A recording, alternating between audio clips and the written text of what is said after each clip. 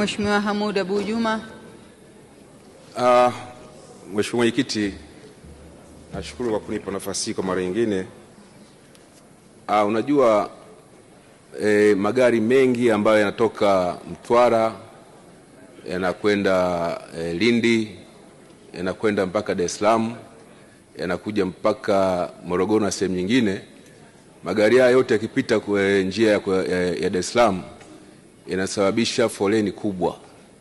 Sasa naomba nisisitize tu, barabara hii ya Magindu, Chalinze, Utete ikijengwa kwa kiwango cha lami itapunguza kiwango kikubwa cha foleni ambayo inatokea Kibaha mpaka Mlandizi. Serikali ina mpango gani wa haraka kuhakikisha kwamba barabara hii inajengwa kwa kiwango cha lami?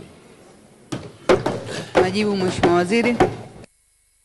Asante Mheshimiwa Mwenyekiti. Mheshimiwa Mwenyekiti, naomba tu nimjulishe Mheshimiwa mbunge, Mheshimiwa Hamoud Abu Juma, mbunge wa Kibaha Vijijini, kwamba hii barabara kimsingi ni maelekezo ya Mheshimiwa Dr. Samia Suluhu Hassan na aliyatoa rasmi wakati bwawa la Mwalimu Nyerere linaanza kujazwa maji.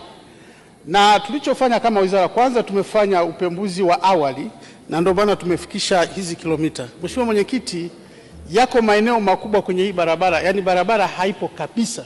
Kwa hiyo tunakwenda ni kuanza barabara sehemu kubwa ambapo tutakwenda mpaka Mloka hadi kwenda Utete. Kwa hiyo tumelichukulia kama ni maelekezo ya Mheshimiwa Rais, na kikubwa ni kupunguza safari ya watu wanaotoka hasa mikoa ya Ruvuma, Tunduru, Mtwara, Lindi, baada ya kuja Dar es Salaam waweze kupita hiyo njia ambayo itakuwa ni ya mkato na kulifungua hilo eneo la katikati. Asante Mheshimiwa Mwenyekiti.